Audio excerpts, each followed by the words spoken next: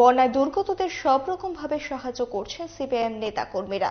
পবিত্রকর মানিকদের সহ দলীয় কর্মীরা রবিবার আগরতলা রঞ্জিতনগর এলাকায় মানুষকে সাহায্যের জন্য হাত বাড়িয়ে দেন।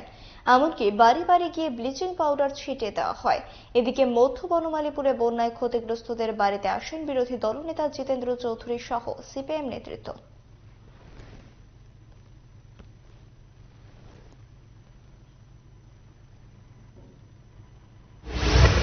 এখানে আমাদের পার্টির এটা তো মধ্য বনমালীপুর লোকাল কমিটির উদ্যোগে এখানে এই বন্যা পরিস্থিতি শুরু থেকেই তারা এখানে যারা এই ক্ষতিগ্রস্ত মানুষ, এই এলাকাটা প্রায় 2-3 দিন ধরেই তো ডুবেছিল না, তাদের খাওয়া পড়া এবং অসুস্থ যারা তাদেরকে সেফ জায়গাতে স্থানান্তর করা, এগুলি সবটাই তারা করেছেন।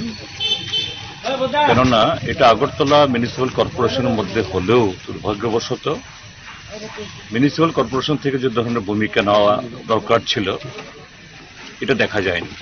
আমরা ঘরে ঘরে গেছি, প্রত্যেকে বলছেন এই কথাটা, সরকার বা কর্পোরেশনের তরফ থেকে সেরকম কোনো ধরনের সহায়তা তারা পান। যাই হোক, এখানকার লোকাল অংশের মানুষ এবং আমাদের পার্টির এই মধ্য বনমালীপুর লোকাল কমিটির উদ্যোগে তাদের সেফ জায়গাতে নেয়া, খাওয়ানো পড়ানোর ব্যবস্থা করা হয়েছে পাশে দাঁড়ানোর জন্য।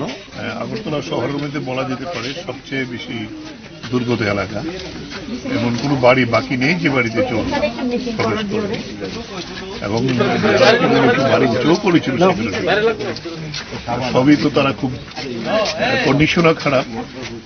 ফলে সেই জায়গায় দাঁড়িয়ে আমরা আমাদের পার্টির পক্ষ থেকে একটা কর্মসূচি আমরা নিয়েছি। প্রতিটি পরিবারকে আমরা